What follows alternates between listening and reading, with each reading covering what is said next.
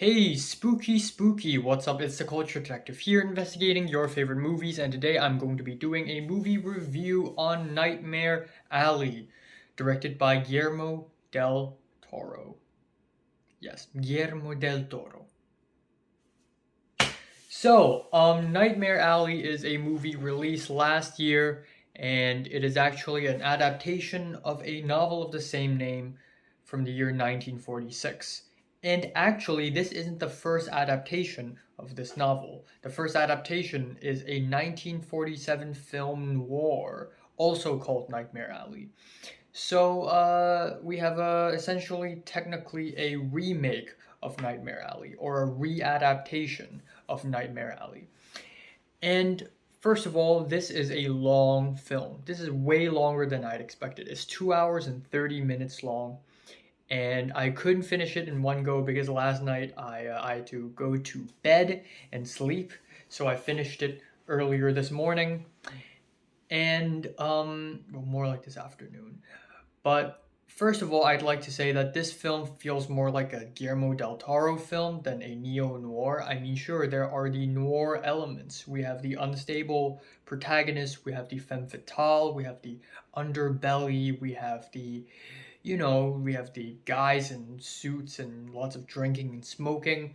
But I don't know why, it just stylistically, but also the way the story is prevented, is but stylistically, the way the story is presented and aesthetically, this doesn't really feel like a neo-noir. It very much feels like a Guillermo del Toro film.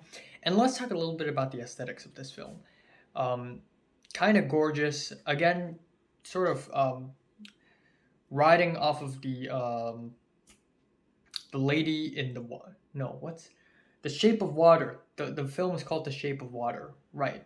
Before this film, Guillermo del Toro worked on The Shape of Water, which won Best Picture. And which is, now that I'm thinking about it, that is a really weird choice. It's a weird choice to be picked as Best Picture, but it still won Best Picture for some reason. But this film, Nightmare Alley, pretty much has a similar aesthetic as in The Shape of Water. It's really retro, very 40s and 50s, and the colors are also kind of in a similar palette. Lots of browns, a lot of pastel blue, cyan, dark blue, and it's kind of beautiful and I really like it. I also really like a lot of the shots here. They're very dynamic. I think 90% of the film is just wide angled lens. I don't know why, but ever since I started film school in college, like nowadays whenever I watch a film, I always notice, okay, that's a wide angled lens. Okay, that's a long lens. Okay, that's telephoto. Okay, that's just normal lens. Okay, that is a few f-stops. That's more f-stops. Like I just see these things now and I'm just more aware of these things now.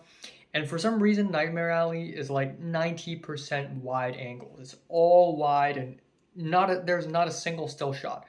Every single shot moves from one point to another, and it kind of creates this really lively, moving kind of vibe to it. It doesn't feel boring at all.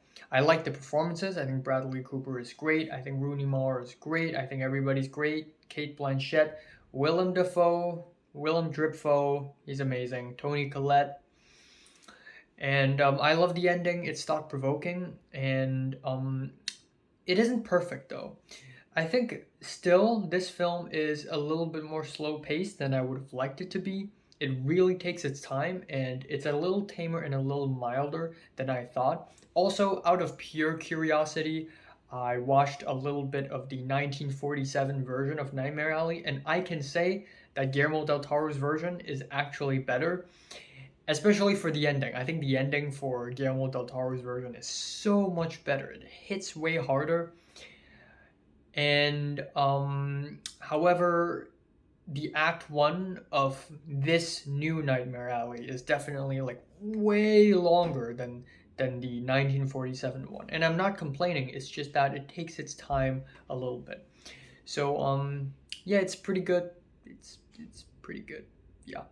Light 8. So, have you watched Nightmare Alley? From 1 to 10, how much you rate it? Like it, and subscribe if you want more, and thanks for watching.